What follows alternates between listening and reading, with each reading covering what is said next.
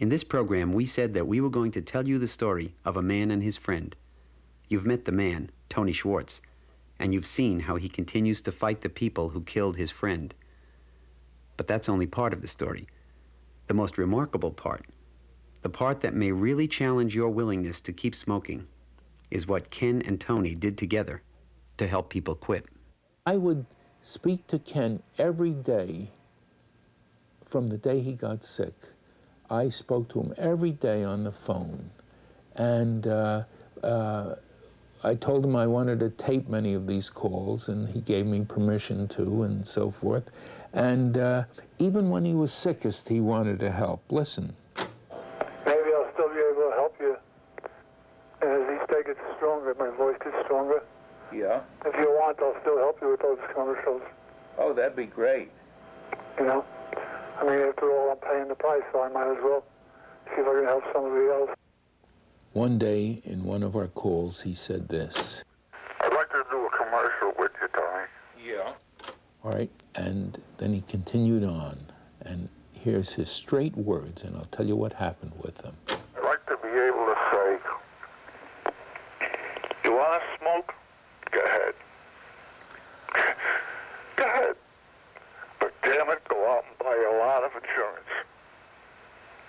Because when you find out what the smoking did to you, and that you're going to die, and then all of a sudden you realize that your wife and your children might lose the house, that you don't have the money for college, that you don't have the money for a wedding for your daughter, that you don't know how they're going to support themselves. When you find out what you did, not to yourself, but what you did to them,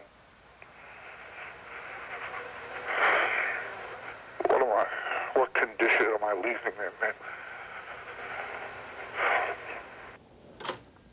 Well, I made that into a commercial just that way, just saying, listen to a man who has, lung cancer from smoking, and then brought to you by, and I've gotten it run all over the United States. I entered it in the World Radio Festival. It won first place. The Daily News did a story on it. And I put that, and they put a telephone number in that I have downstairs.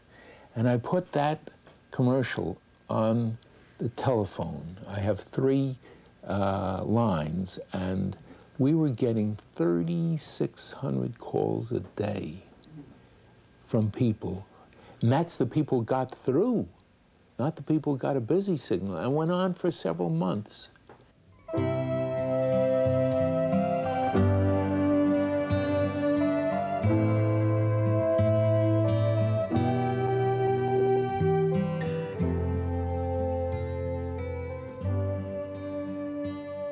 A single phone call from Ken to Tony became a radio commercial, a message that gave hope and meaning to a man dying of lung cancer. I know an affair of 700 or 800 men.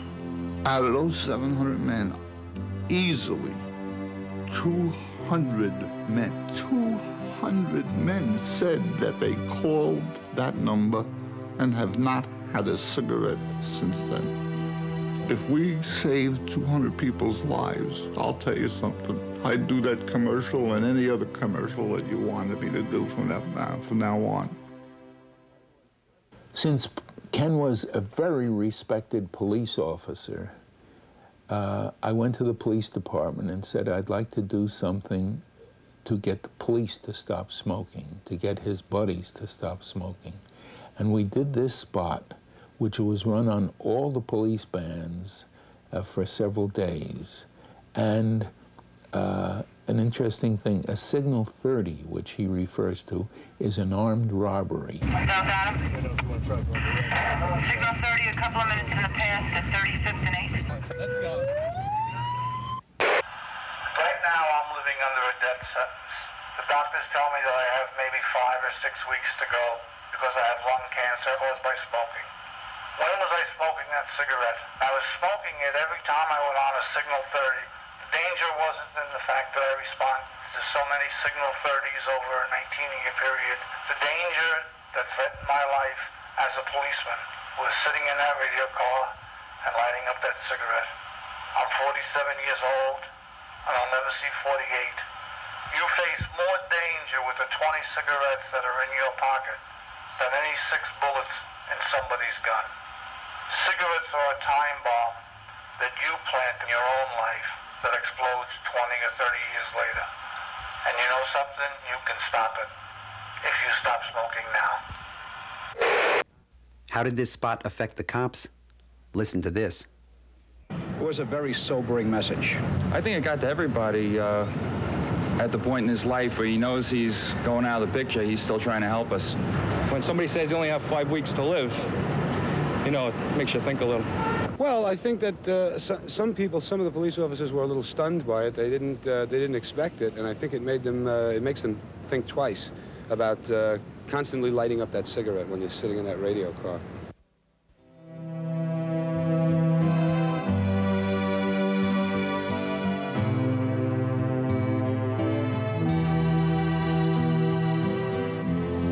Well, you know me, Tony. I don't have need.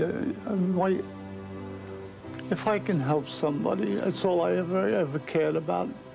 To do good for somebody else is all I've ever cared about.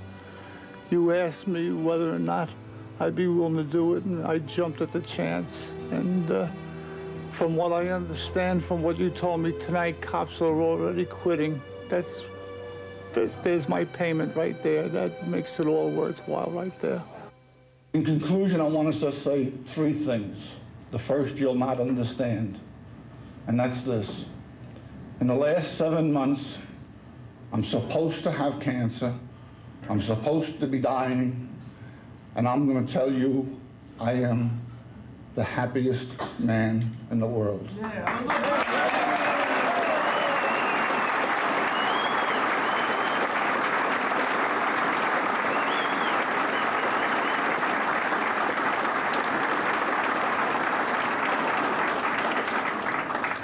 And I'm the happiest man for the first time because I've never been closer to my wife and to my daughter.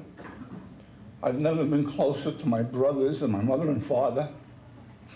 I've never been closer to my God. I got a strange feeling that I just might fall into that 1/10 of the 1%. All right.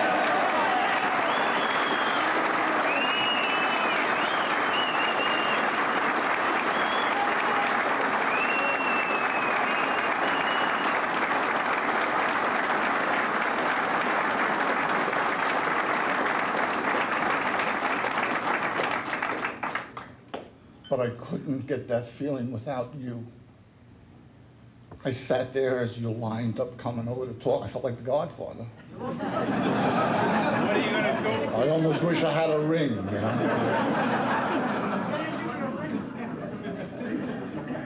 I don't know if they were TV cameras or FBI cameras. I do know this. The second thing I want to say to you is that you, and I mean this from the bottom of my heart, you and the people that I mentioned gave me courage when I was most alone. You gave me hope when I needed it. You gave me back the desire to fight when I had lost it. And the last thing I want to say is, they say that if a man has a single friend, that he's a rich man. You're wealthy, pal. Tonight, I am the wealthiest man in the world.